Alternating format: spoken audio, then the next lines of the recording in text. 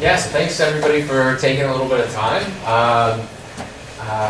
So I'm just excited to be here chatting with you because I think we're on the precipice of a new entrepreneurial age where the access to space is much lower from a launch cost perspective and the ability to get technology on orbit.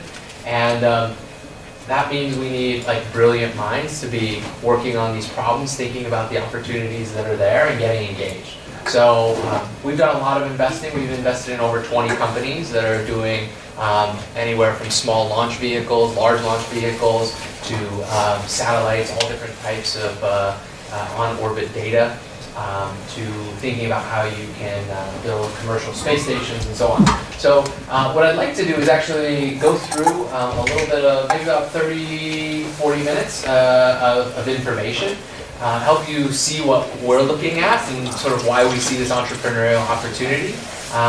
Give you a little bit of insight about how venture capitalists think about space, and then talk about some of the big themes and opportunities that we're investing in. So then we can just talk. So does that sound okay? Yeah. Cool. All right. So I'd like to reframe space. Everybody thinks about it as like this big, unknown that is, we're just this island in the sea of space. We look at it a little bit differently. So from our perspective, space is really the foundation of our modern global economy. Now what do I mean by that? So satellite technology is really the foundation by which our entire world has become interconnected, particularly over the last 20 years. So I like to talk about GPS. GPS is an excellent example. It was launched in 1978, largely used for military use. In 2000, the US government decided to allow precision GPS to become widely available. So they made it available to any consumer or business. And after that, 2007, you saw Google Maps launch. 2008, you saw Uber launch. 2009, Airbnb. So very quickly, what we started to see was the use of a pretty simple set of data, but very powerful in its precision, actually started helping like how finance is managed, right? From a timing perspective, everything happens based off of GPS. You saw the industry that's pretty much accountable for most of the venture capital returns over the last 10 years, location-based services, that emerged on the top of that data set.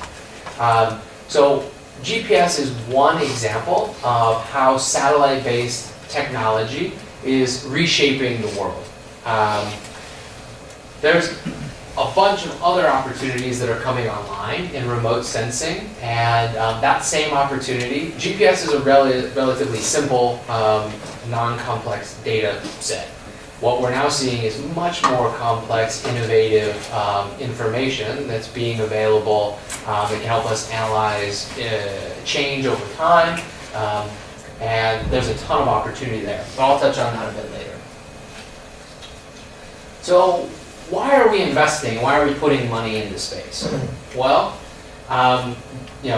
this is the 60th anniversary, this year is the 60th anniversary of NASA. There's pretty much every major sort of like big, ambitious milestone in sort of here to the moon has been accomplished. Whether it be super heavy launch with the Saturn V, the first spacewalk, the building a commercial or a space station, or sending robots to deep space to start to explore. I mean, we've accomplished a lot. Really the question in our minds is, how do you get the cost of those doing these different types of activities down significantly so more people can do it, so we can learn a lot more and start to understand what the unique value is in space. So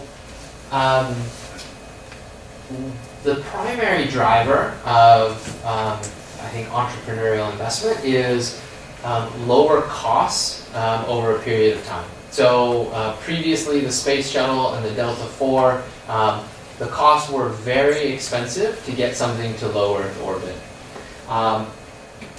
I can't stress this enough, but when SpaceX came online and started launching payloads and thinking about it from a reusability standpoint, they've been able to drastically reduce the cost to get objects into space.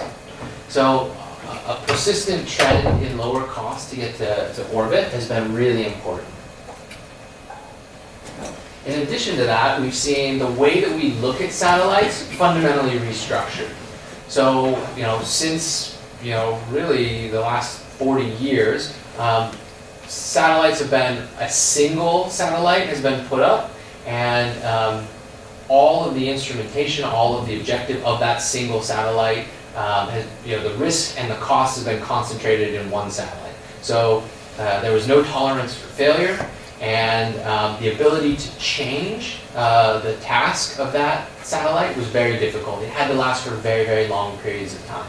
Well, with Moore's law and the rate of change with technology, what that means is, taking 10 years to build a school bus-sized satellite, by the time it launched, the technology was already outdated, and it had to serve a purpose for 15 years. Where we're at now is a place where toaster-sized satellites are being launched, and they're working together in constellations and in networks to be able to capture information at a different rate. And so most of these satellites have a much shorter useful life, maybe 2 to 5 years maximum. But what that means is you can continually start to refresh your technology on orbit and start to keep up with the pace of technological change. And for an entrepreneurial company who's trying to prove that their technology works or that their team is able to put something in space, it's a lot more cost effective to launch a toaster into space than it is a school bus. So this allows small teams to be able to come up with a crazy idea, say, hey, investor, we can do this, and with a couple $1 million, they can actually prove it. So if we look at this information over time, this is the trend in launch costs. So if you look, we have the ability to project out a number of years because we're helping invest in a number of companies that are going to be launching in the next 5 years. That big spike downward is when Falcon's BFR comes online. So it will actually significantly reduce the cost. But immediately it spikes back up. This is where NASA's SLS is supposed to come online. And so it pushes the average cost back up. But they serve, so that's the data.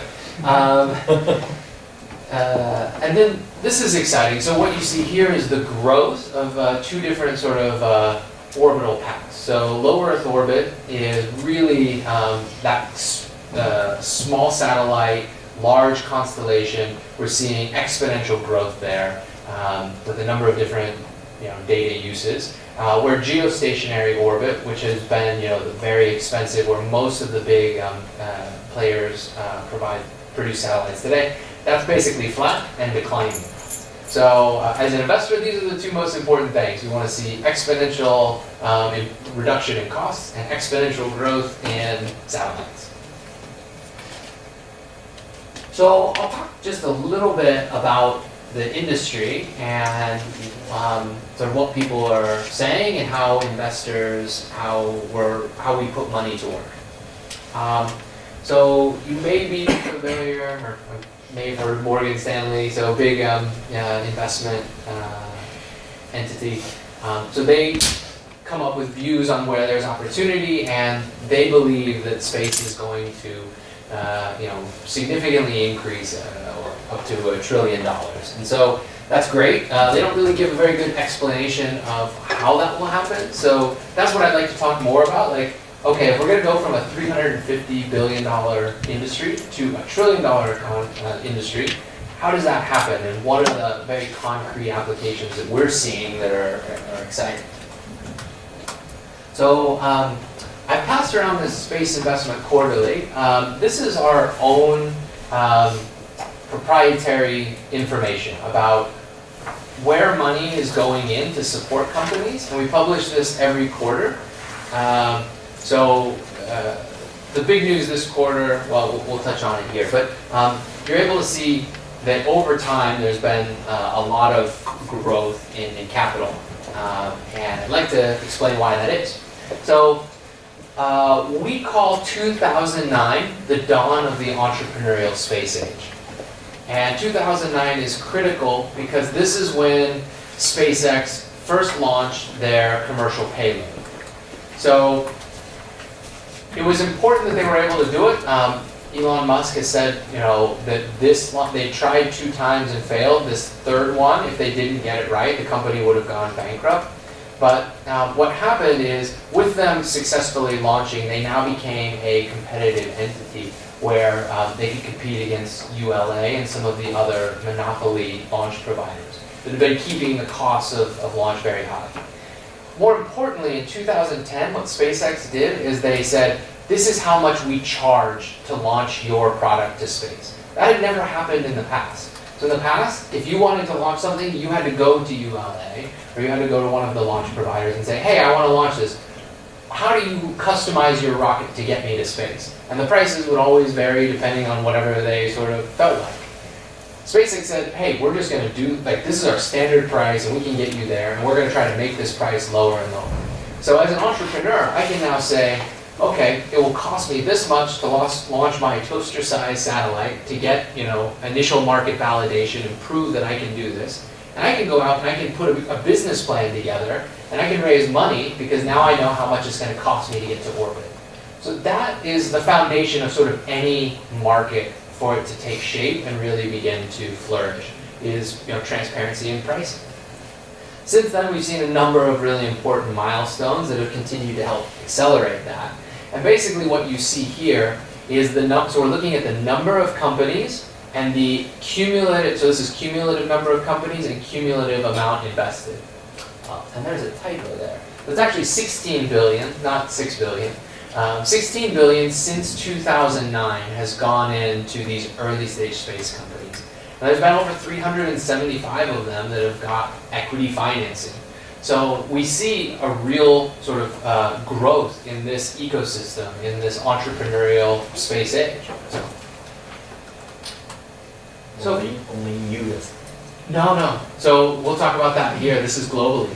Yeah. So this is each year. You see that the first several, 2009 to 2014 was pretty slow. There's a number of different actors that are helping provide investment, but in 2015 things really shifted, and there's an important shift that took place here. So if you look at the color, this was actually a corporate investment entity.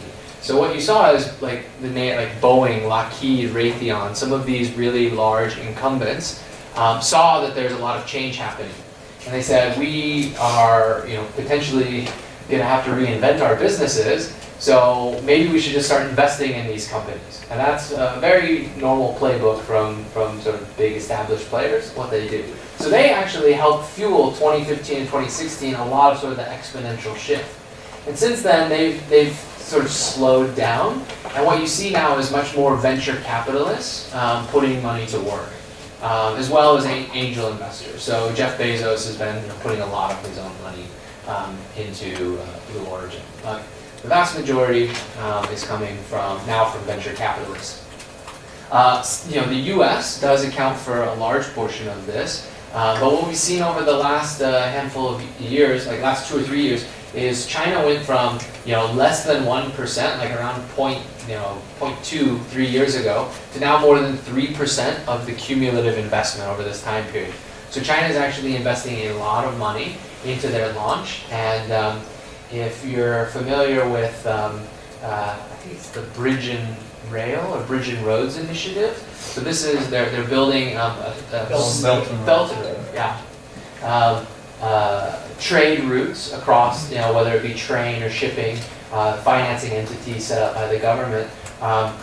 That entity is also financing the launch of commercial, like rockets and things like that. So, yeah. So when you say the China investment, do you mean the public or the private investment, or the combined? So what we're looking at here is only private investment. Yeah.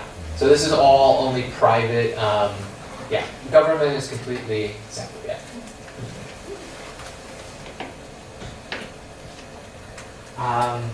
Okay, and here we're looking at the industries that are receiving money.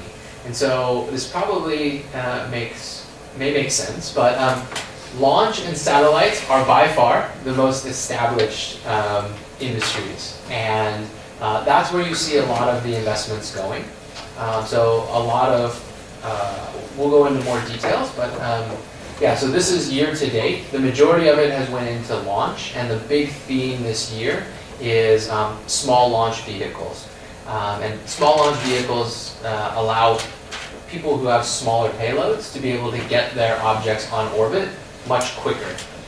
The problem that exists right now is you typically have to book a ride share on a big rocket. You have to wait until you're able to get on that, or when the primary decides which orbit they want to go, you have to go with them. So it can be really challenging. These small launch providers in a couple days can just basically put you up in orbit. So it's a big shift, and it'll allow a lot, sort of much more rapid access.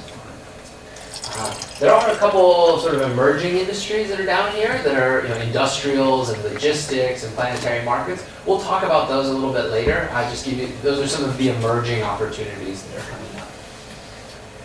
And then these are the biggest investment rounds this year. So just so you have an idea of like the size and scale. So I mean, SpaceX is a very large company now, over 5,000 employees. But they raised $500 million earlier this year. Some of the smaller companies, so we invested in, it's no longer on here. It's a company called ICEYE. So they do synthetic aperture radar using small satellites. They're the first people that have ever been able to put it in a really small package. And they raised about $35 million earlier this year. You may have heard of Spin Launch. So they use centrifugal force to be able to propel some sort of object. It could just be just a solid object. They think that they can also do it with satellites, but using spin, being able to launch it into space. So this has been an idea that's been talked about for a long period of time. We didn't think that it's possible, or if it is possible, the G-forces are going to be so intense that it would basically destroy anything we're putting out there. So we didn't invest in that, but that's what they're doing. And there is, from a China perspective, there's a company called iSpace, and they raised $90 million earlier. So they are doing small launch vehicles and trying to make them reusable. So and so this is the number of venture capital firms since that same 2009 sort of time horizon. And what you see is, over the last sort of 3-4 years, many of the venture funds out there are doing some sort of activity in space. We're pretty unique in that we're dedicated only to space. We don't really look at anything outside of that. So I don't really know anybody else out there that does that, but most of these funds have a dedicated partner or a dedicated team that will look at space opportunities. And this is a whole, this explains a lot about the nature of venture investing. So when you're an early stage company, typically your first investment is gonna come in some sort of seed round.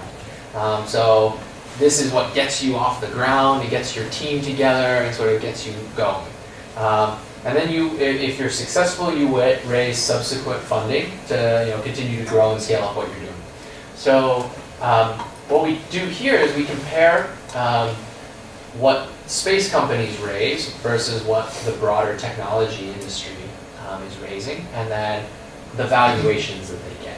And so what you see is space companies tend to require about 40% more capital. So this is about, at Series A and Series B is where most of the difference occurs, and that comes from them launching objects to space. So that trend that we're talking about going down and making launch much lower, over time we hope that this will correct. But that's where the money's going.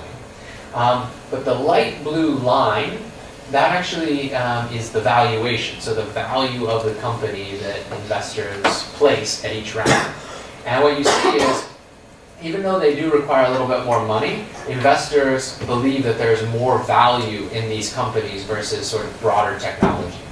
So, and particularly at the later rounds. It's very similar at the seed, but at the later rounds we see a big difference.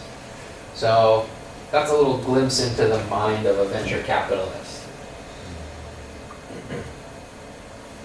So I want to jump into some of these themes and try to make these numbers a little bit more concrete, and then we can just have a chat. So heavy launch, this is what's been going on the last 15 years. This is what Bezos and Musk have all been competing for, and this is pretty much game over. SpaceX has won this area. They, with the Falcon Heavy and Block 5, the Falcon 9, they are great. And so Bezos may be able to capture some of this, but most investors are not putting any new money to work here. So this is really important infrastructure for us to build on, but there isn't a lot of investment opportunities still here. I did mention that SpaceX raised a lot of money earlier this year, and you're seeing a pretty interesting shift in the market. So you may have heard that SpaceX is planning to launch a constellation called Starlink, something like 4,000 satellites, and they want to be able to provide internet directly from space, right? So the value of the company, the value was set at $27 billion, and the majority of that, the thinking, the rationale was much more about the value of the satellite constellation and the value of the data that they would have access to, as opposed to the launch business. So launch is actually not a very good business. It's very risky. There's only a little bit, very thin margins. But satellites, it's just like software. There's a lot of, the data is incredibly valuable, and you can sort of reuse them, and very, very attractive margins. So that's the shift that's happening. People who own rockets are now becoming the people who are owning the satellites, because they sort of control the roads to get to space. So I mentioned earlier that this year is the year of small launch. So we've invested in a company called Vector. The founder, Jim Cantrell, he worked with Elon when he was just getting started. Elon initially thought about, he wanted to send some seeds to Mars, and potentially create, sort of the, see if they'd even grow. So Jim took him over to Russia and tried to help him buy our old rocket from the Russians. And so they were good friends at that early time. He stayed on at SpaceX for a couple of years, but then he said, as Elon started to build bigger rockets, he said, well, there's a need for smaller rockets. And so he partnered with a guy named John Garvey, and John's been developing engines and propulsion systems for small rockets for about 10 years. And so this team is getting ready to launch their first orbital rocket. They've launched about 10 suborbital rockets. But what's exciting is they put this on the back of a truck, and they can drive it on the interstate, and you can launch it pretty much from anywhere. You have to have clearance to be able to launch, but it's incredibly flexible, and they can do that pretty much from anywhere. So they'll be doing that at the end of this year. But there's a ton of competition happening in this area. You've probably heard of Relativity Space, who's trying to 3D print entire rockets, and Rocket Lab, based out of New Zealand, and they've launched one orbital rocket. They've had a lot of challenges with their second. But what's exciting about Vector, so Vector is taking that same SpaceX approach, and they do have a plan to launch their own constellation of small satellites. And this is a pretty bold shift that they're trying to create. So as opposed to being an engineer or an analyst or a business and launching my own satellites, what I really want is data. I want information, and I actually want insights. And Vector's approach is they're going to launch and manage a constellation, And they're going to continue to refresh it every couple of years, just change certain portions of it. So if you need certain instruments, they already have it on orbit. And basically, you just push your software up to a certain set of the constellation, and they dynamically repurpose it for you, and you just get the data. So it goes from information that would take with this. Right now, it takes years to get that data. With Vector, you'll be able to, with their small launch, you'll be able to do it in probably less than a year. And with what they're calling software-defined satellites, you'd be able to do it in less than a day. So that's a pretty big and exciting change. I already mentioned Starlink from SpaceX. There's a lot happening in communication. So how do we, shift basically 5G and high data throughput like fiber optics and fiber internet into space so it's ubiquitous. Anybody can access it anywhere in the world. And there's a number of people that are trying to do that, SpaceX and OneWeb. That's not really a place for us smaller investors to be able to put money to work. That's billionaires and billion-dollar funds. So what we're focused on is actually a company out of Boston. They're called Analytical Space, and they use optical communications, lasers, that are essentially fiber optic relays in space. And so think about having 4,000 satellites that are sending high data throughput around the world for internet. You're going to need relay stations and the cables to connect everybody. And that's what these guys are doing. So a really exciting one is Earth observation. And I mentioned that at the beginning. So I mentioned GPS, and what happened with GPS when it went from being a tool that only a handful of people use to a tool that everybody used, it created an entirely new industry. So what we're seeing happen in Earth observation is you're getting optical data, which we see here. You're getting synthetic aperture radar, SAR data, which allows you to see through night and see through clouds. You're getting hyperspectral data, which is a three-dimensional imagery that allows you can start to assess out mineral concentrations from space. We invested in a company called GHGSat that actually detects and measures carbon and methane concentrations in the atmosphere. So when you think about how do we start to respond to climate change, first we need to actually know what are the concentrations and where are these concentrations of carbon and methane coming from. And if you have that hard data, you can actually start to hold countries or businesses accountable for what they're producing. So we're really excited about that company. But as these new data sets come online, there's going to be the ability for software engineers, businesses, new startups to come online and figure out how do you use this data to create new businesses and create new value. And one of the things we're particularly excited about is right now everything is siloed. Everybody owns their own data, or if you want to get data from one government provider, you have to spend time to get registered to access it. We've invested in a company called Skywatch that partners with all of these different data providers and brings them all into one central source. So if you're a programmer, they have an API integration, and they clean up all the data, they align it, and you can just start to experiment in real time with multiple data sets and start to develop new businesses. So we're focusing on that distribution, and then we're now looking at the sort of applications that new entrepreneurs will be developing, and we think there will be hundreds, thousands of them. But that's really where you start to see the value that space creates show up in our everyday lives. Some of the emerging themes.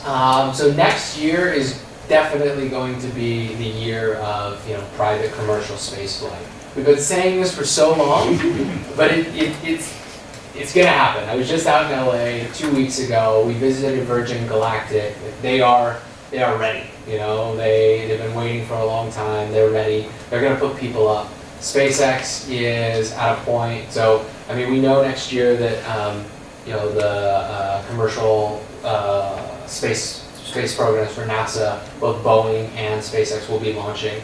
And then Bezos is also planning to launch very soon as well. So we could get a surprise by the end of the year with somebody trying to sneak it in, but next year there will be multiple people launching humans to space, multiple commercial providers launching humans to space. That's a big shift. And what's really exciting about it is like they're starting to think about destinations. So we saw, Elon talk about the VFR and going around the moon. But you could also think about like basically renting a space capsule and like orbiting around the Earth for a couple rotations, docking at the International Space Station or doing like a lunar orbit. So yeah, it's becoming real. This is not an area where us small investors put money to work. It's this is like billion-dollar big ideas. So it's not something that we put any investment into. This is something that I'm super excited about. I think it's really important. So as these constellations grow, we've got 60 years of heritage up there. We've got unused, like spent, second stage rocket boosters. We've got all these satellites that are orbiting. We don't really know the scale of what's up there and collisions that have taken place. And so debris management, space situational awareness is probably one of the most important things, points of data that are going to matter over the next 5 years. And the problem has been to date that to build these radars and track it has required billions of dollars to put a network of radar arrays on the ground. We invested in a company called Leo Labs. It's spun out of Stanford, and they're able to build their radars for about 1% of the cost of what the current solutions provide, and they provide 10 times the fidelity. So right now we have 10 centimeter resolution. What Leo Labs will be able to do in the next year is around 2 centimeter resolution. So we're going to be able to see the problem, the dynamics of what's happening on orbit in much greater fidelity very soon. And with that data, then anybody who owns a satellite, they're going to want to know where their satellites are at. Is there potential risk for a collision? And you can then start to think about managing those constellations in a thoughtful way. So this to us is the foundational layer to be able to really grow low Earth orbit into a commercial environment, a sustainable commercial environment. You may have heard of Made in Space. So we've invested in this team, but they are pioneering additive manufacturing in space. So they have a 3D printer on the International Space Station and have produced a number of objects up there. And they are looking to scale that production capability up and start assembling on orbit. So they have a program called Archinaut, which is essentially an autonomous robot that would work outside of the space station and essentially assemble large objects on orbit. And that becomes really important when you start to think about building any sort of habitation or starting to scale up. We saw all of those individual satellites like flying around on orbit sort of independently. You can actually think about like building a large structure and renting out space and just docking a satellite onto a large structure, and then you know exactly where it's at. If you ever need to change it, if you ever need to deorbit it, it's there. So what they're doing is really important to be able to take us to sort of the next phase of building locations, habitats, manufacturing, any of our capabilities in space. These guys are sort of working on that foundational layer. So space stations. People, if you're going up into space, people are going to want to go somewhere and they're going to want it to be fun and exciting. The problem is the International Space Station cost $100 billion. That's not commercially viable. Nobody's going to finance the upfront cost of that. That required multiple governments from around the world to be able to do it, and it still costs several $billion a year to operate.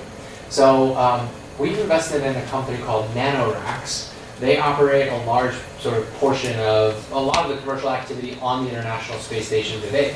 If you're going to broker a flight, if you're going to run an experiment, they can help you get all of that done. So they've been doing that for 5 or 6 years now, But they're using their relationships, their experience operating with commercial space stations or with space stations to build their own. And what's so exciting about this is their plan is to actually repurpose some of the space junk that's floating around out there. So those spent second stage rocket boosters that are the largest space debris that we have floating around in low Earth orbit, they are working to capture those, bring them back to the International Space Station, and set up a manufacturing hub on the outside of the International Space Station. And they think that they can build the first commercial space station for less than $10 million using that approach. So that's the type of sort of exponential shift that's possible and like sort of creative problem solving that we're looking for when we put money to work. Lunar transportation. So whether you like it or not, this current administration is really excited about going back to the moon, and they want to do it with commercial partners. And so. 10 years ago, around 10 years ago, there was the Google Lunar X Prize, and a number of companies from around the world started up. So one is iSpace, not to be confused with the Chinese iSpace, the Japanese iSpace. There was Astrobotic, so that's a company we invested in. They spun out of Carnegie Mellon in their robotics department. So they've been working with NASA for about 6 years, preparing for their first lunar launch. And there's a couple more, Moon Express and a handful of others. But the Lunar X Prize got the moon as a sort of a vision for a lot of entrepreneurs, and they began building these companies. So in the next couple of years, we expect these commercial companies to reach the moon. And Astrobotic is the company we've chosen. They actually just won a $10 million grant from NASA to help sort of build further technology. And John Thornton, who's the CEO, has publicly said that he has $1 billion in contracts from commercial providers and governments who want to learn more about the moon, figure out what's up there, like put payloads on the moon. And so that's just one company. That's a pretty big opportunity. Another area that's super exciting. So we're looking to make an investment here. It's not announced yet, but looking at deep space, there's only been 5 countries ever who have access to deep space, right? How do we start to democratize access to exploration of sort of the outer reaches, similar to what was happened in low Earth orbit? Well, it comes through standardizing the satellite and creating some sort of scalable modular solution. And so that's what we call deep space platforms. How do you take the cost of $500 million mission and bring that down to less than 50 million? That's what's going to be needed to be able to get a lot of countries around the world a lot of additional research going out into the far reaches of space. So this is coming online. You see NASA already doing this, and I think this is going to be really exciting, not only from a research standpoint, but just to even think about the opportunities that could exist from a commercial standpoint. Okay, so the last thing I sort of want to wrap up with is careers in space. So there's a huge opportunity here. There's a lot of companies that are doing big, bold things. Really smart minds are needed to be able to make this possible. So we're putting in the capital, but there's teams out there that are looking for support. So Natalia Bailey, she runs Axion, one of our portfolio companies. They spun out of MIT. They provide low ISP propulsion systems for small satellites. And they're really at a point now where they're selling their technology. I talked about the importance of satellites tracking and being able to reposition themselves. Her technology is going to be really critical. So, we had chatted with her, and so we're actually getting ready to release a report on the opportunities, where there's opportunities, how you can actually get into a career in space. And this was a little bit of her advice that the best engineer hires that she's ever worked with. They take one discipline and then they can pick up another discipline. And to me, what's most important about this is she's not looking for people that are 20-year industry veterans in one specific discipline. She's looking for somebody who has a good engineering mind and is excited about applying that in some other new field and wants to learn, right? So that means the barriers to entry are relatively low. If you're going to go out to Silicon Valley and try to jump onto the next whatever software startup, they're looking at people that have done 7 startups that have a deep experience in one specific code. There isn't as much flexibility there. They're looking at seasoned serial entrepreneurs. What's exciting here is you don't have to have that experience. Like, they're going to help give you that opportunity. So this is a good friend of mine. He works at SpaceX, Mike Sorrenti.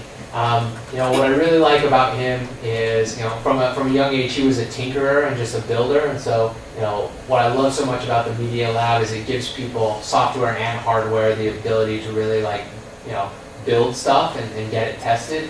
And if he had one piece of advice, it's just that if you're going to work at any of these companies, they want to know what you've done. They don't want to know necessarily what your theory has come up with. Show me something that you've built. Show me something that you've tested. Show me something that you tried and failed. And so Mike's advice is, go work at the Media Lab, or go work with a company and build something and break it, and then tell me about what you learned from it. And he's like, that's what allowed him to get into SpaceX. And then Shefali, so she works in the UK, and what I admire about her so much is, so she moved from India to the UK, didn't have, she studied aerospace, but went into more traditional business and realized that space was just awesome and she wanted a career in it. So she didn't have any connections. She just started networking with people she knew, and then just called up the CEO and said hey, give me a job, and was direct about it. And that's the type of initiative that you can take to get the opportunities that you want. And I think she's just a really good example of that. So those are 3 people that I really admire that are doing really exciting stuff in this industry. And in probably 2 weeks, we're going to release this full report where we talk to probably 10 different people from companies that we've invested in, highlight their journey and how they got into space, and then just try to give you some very, very practical ways to get in. So I think I'll close with, if you're excited at all about entrepreneurial space, now's the time to start taking some risks. Tinker, try to come up with a business plan. Reach out to us. We're the first check that we put into an idea, so we'll help you go from an idea to an early business to get you on orbit.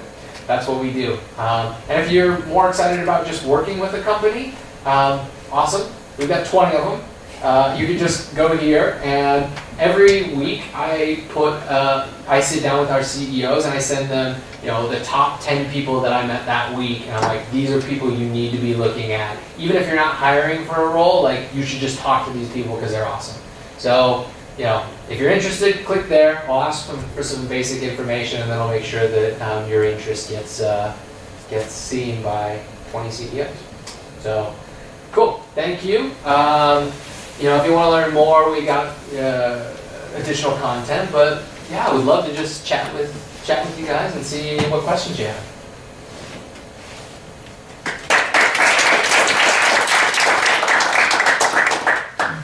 Did you guys look into Firefly Aerospace as well? Yeah, we've looked at Firefly. What do you guys think about them? Well, because we had some speaker from Firefly a few weeks okay. ago. So I mean, they basically they've been around for a while. The whole team basically dissolved. Their CTO started a new company called Cesium Astro. They're doing some really cool stuff from phase array radar, and so a lot of their teams left, and they've done a reboot. So they're taking a fresh approach.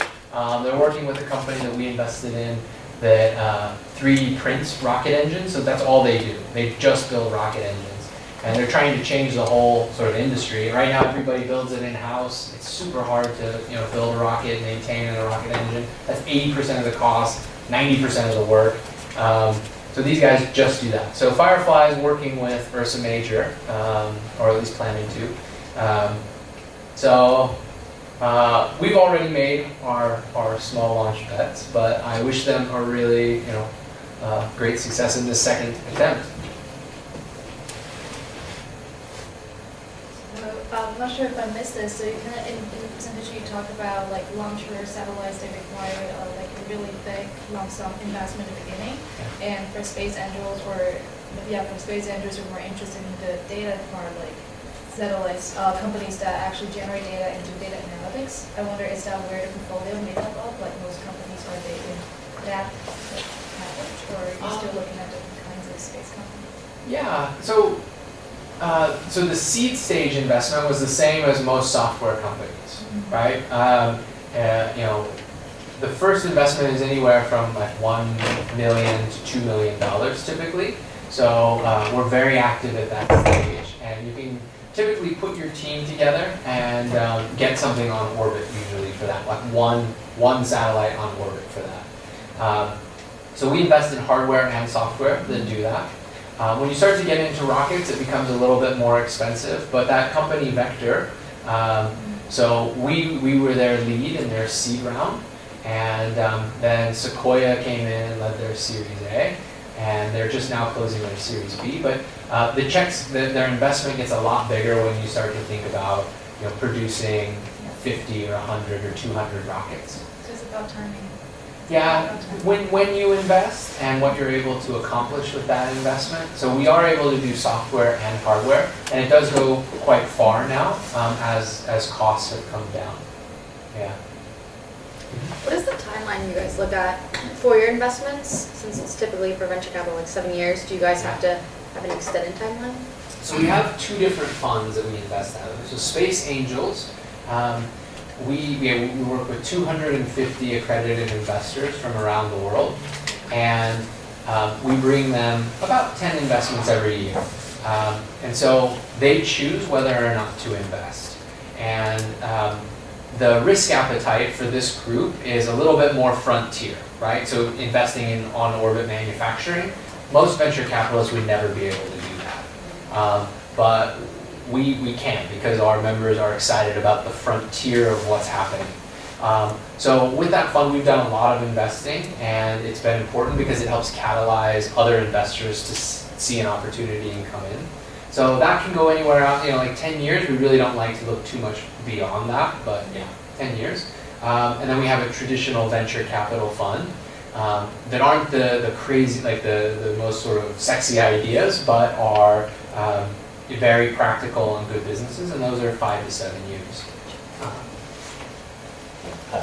I'm a Japanese entrepreneur and MBA student here, and I'm really interested in how to evaluate space companies, especially in early stage, seed stage, or Series A stage. The business plan itself is unbelievable, or something like that, and of course, DCF method or comparable method can be not used. So useless, or so how to evaluate? So a lot of the risk a lot of the bet you're taking early on is around a team, right? And so the team, the individuals, their experience, where they've been, what they have been able to build, that process of building and demonstrating, and the commitment that they have to accomplishing a really impossible task. So it's a relationship that you're building at that early stage, and if there's a good fit between you and them and believe in the vision that they're presenting, then you get more comfort, because there isn't typically there isn't a lot to the business model may not be known at that point. A lot of these companies will come out of some lab, and they will have hardware that they have built and demonstrated, and so you can look at that, you can do the technical diligence. You can say, yes, you can actually build a laser communication system, or photon entanglement, and like these are things that you're able to actually do. And then it's more about how do you help on the business side, and we have pretty good experience there, and so that's where we think we can be a good complement, particularly early on. Now, you got a second question, which is around how do you value those companies. So most of these early investments that venture capitalists make, you typically sell about 25% of your company for each round. And so depending on how much money you need, and then that 25% number, that gives you your valuation, right? So, you know, if it's $2 million, then it would be an $8 million valuation. So it's the math is not complicated here. You don't try to overly forecast this. It's really about a relationship, having some proof points of what people have done and really believing in that team and their ability to achieve a vision over the next 5 to 10 years. Yeah. Space tourism. So where do you see investments in space tourism going, specifically with regard to space hotels in orbit or space hotels on the moon? Well, that's really expensive and it still feels pretty far out for us. I think that probably the most likely area is going to be the company that I mentioned, NanoRacks. And the problem with this, so if you talk to a handful of people that have been up in space, private, individuals, they're basically trained as scientists and go up there and spend like 3 days or 10 days as a scientist on orbit. But tourism, that's not really what you want to do. There needs to be some sort of experience that's created. Maybe people want to go outside and take a small spacewalk, or maybe they just want to lay up there and drink champagne. I don't know. But you're probably not going to want to just go up there and perform some sort of scientific task. So I think the most likely outcomes in the next 10 years are probably going to be some sort of small but comfortable habitats in low Earth orbit. Moon bases, that's going to have to be government, and I really hope that that does happen in the next 10 years. I mean, the technology's there, the capabilities will be there. It's just, are we willing to put funding and the resources behind it? So I'm curious about why it has to be government. Even it seems that a lot of the energy and the dynamism is in the private sector with developing launch vehicles and bringing the cost of access to space down. So doesn't it mean that they also get to decide what happens, where it happens, provided they can find the money from guys like you? Yeah, it's a great point. What we've seen is these new markets where there aren't established customers. I think that there would be a lot of billionaires that would want to be able to talk about a vacation on the moon, right? But how many of those would be repeat customers? You couldn't build, a long-term, probably 10, 20-year installation knowing that only a handful of billionaires would be able to go to the moon. Right. So, but if you knew that NASA wanted to consistently have, 5 astronauts there, and they could anchor your, be an anchor tenant for Yes, you, that's right. then that makes it a lot more viable. Yes. So it could be built, and I think it would be really exciting if NASA were willing to explore that deeper public-private partnership. It could be a good opportunity. Yeah. Can you talk about culture and arts and the technology around these spheres and how you've seen that flourish alongside space commerce? Well, when I look at culture, everything that's big, complex, challenging, anything that we hold to this really high bar of achievement, we call it a launch or a moonshot, or the pervasiveness of Apollo and that era of space, I think, has permeated all of our culture. In the last 20, 30 years, when the space shuttle stopped launching, or we had a couple of deaths that plagued that, I think that people's appetite for space really sort of went away. And I don't know, I think there's a double-edged sword with what's happening in space. A lot of people look at space as people abandoning Earth and the problems that are faced in Earth. And saying, oh, you're just trying to create a backup plan or an escape pod or something like that. And what I love about space-enabled program here at the Media Lab is there's a lot of capabilities and technologies that are actually enabling a better Earth, you know? So when we talk about GHGsat, the ability to measure and monitor carbon and methane concentrations, that's like having that data at a global level is the only way we're gonna ever start being able to actively reduce and really like progressively address the sources of these problems. So I think that like the story, the narrative around the value and like the benefit that space can provide humanity and its ability to unify and help better us, I think will be a really important sort of story to tell if it's going to get back to that mainstream cultural component. I don't know so much on the art side. I'm not sure if I can help there. Did that answer your question at all? I think so, yeah.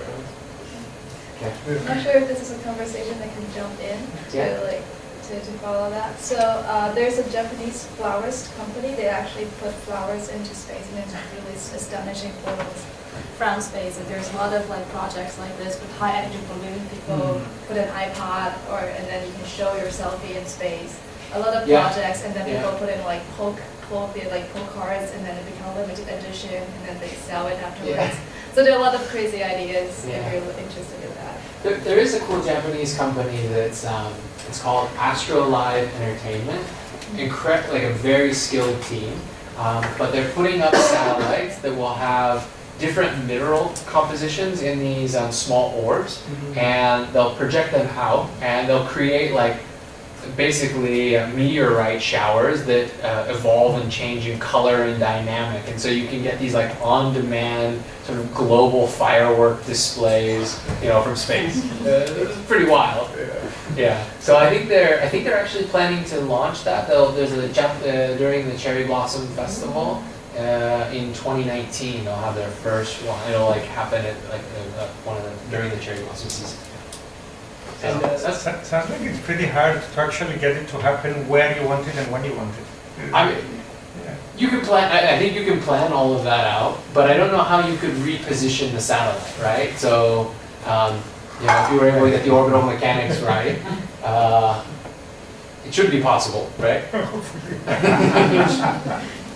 But yeah. Also on the art thing, Planet has worked with artists to put designs on the back of the solar panels for the Dove satellites.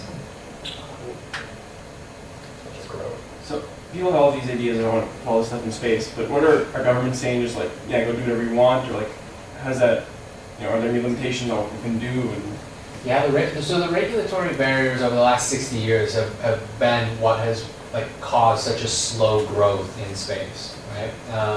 And that is changing significantly. So licensing of launch is now shifting, sort of the whole launch licensing and management is shifting over to the commercial department within the US government. And every launch in the past had to be licensed, not a company, but every single launch had to be evaluated and individually licensed. And so now they're shifting to a point where they trust a launch provider, they have credibility, and then you can now launch multiple times. So that'll create a lot more sort of speed and access to space.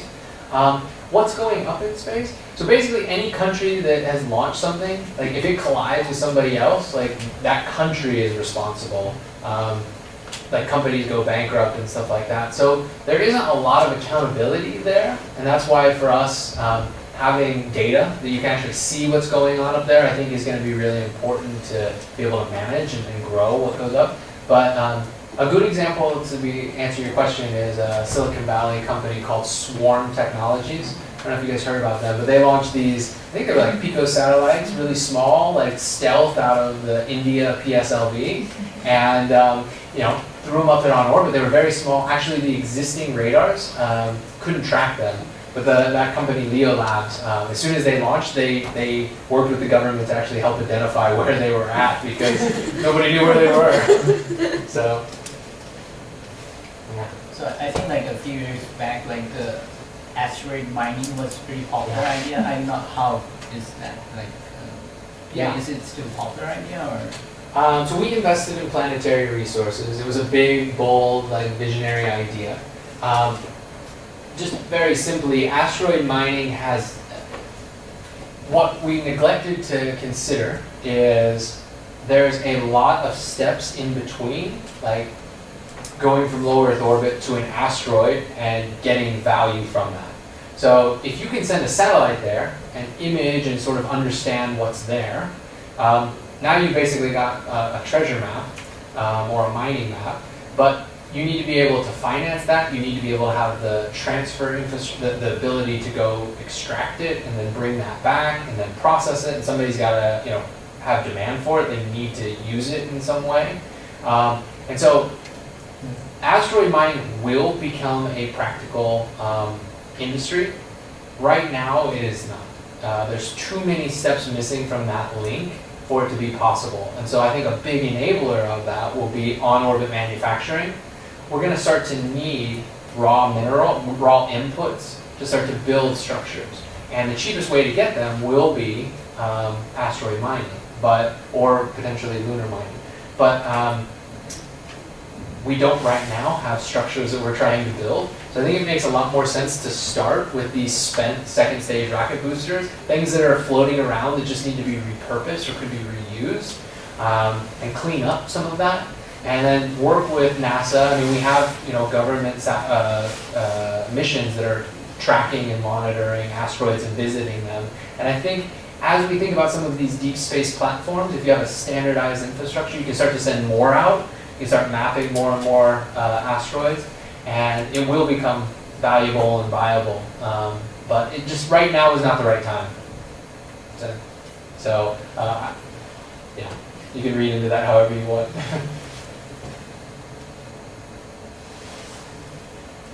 You mentioned MIT Space Enable. Yeah. I was wondering if Space Angels does any work either directly or in tandem with university research groups. I know Dr. Danielle Wood, who runs that lab. Yeah. So I spent the day basically meeting with, so there's two different the Space Initiative and then Space Enable. So I spent the day with both of them. So Space Enable is super exciting. They're focused more on what is the value of space that comes back down to Earth. And the area I was talking about, Earth observation data, it's mostly been siloed. And one of the things we're excited about, we're talking about partnering on, is can we get multiple data sources through easy API access for that department to just begin experimenting with. How do you start to blend data, and what could it tell you, and what's the opportunity, or what's the value from it? And yeah, we'd love to be able to do that. Get them some very unique, hard to find data sources and make it super easy to experiment with. So that's one of the areas we're exploring. And then with the Space Initiative, I think we're still trying to figure that out. What we're good at is helping raise funds. So maybe there's some opportunity for us to try to help with some of their initiatives. But most of our investors are looking for a return. So, but they're passionate about space as well. So we'll try to balance, try to help if we can in those areas. Yeah, and any of our portfolio companies that could potentially provide help or support or insight, we're happy to create those crossover links if there's industry knowledge that could be valuable. Happy to help do that. So we're working on that. And if you have any ideas, let me know. Just to follow on that question, what kind of knowledge that is here at universities could help your industry, your space industry to grow, and could help the space economy grow, which then helps your industry? Is there some collaboration possible in that direction where, It's a good question. So I've been thinking about that with JPL actually quite a bit. And they historically, have been a lot of the deep minds behind the complex missions for NASA. And they build most of that in-house, and they're developing their comfort around partnering with commercial providers.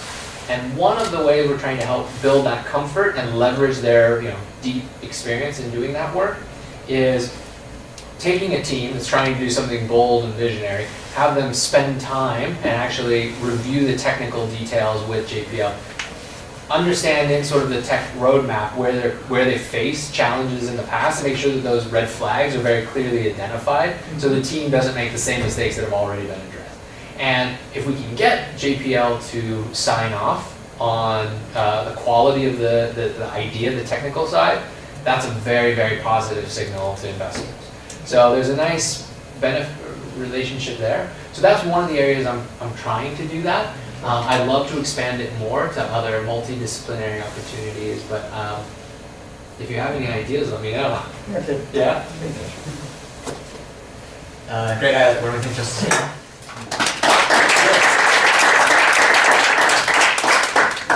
And then if you want to get in contact with him later, talk to Manuel, I can help you out, you can go to his link from the Yeah, slide. there's some cards here too. If you want to keep the reports, please feel free. They're also on the web, but yeah, my contact information is here. So reach out if you have any questions. Thank you. Thanks. Thank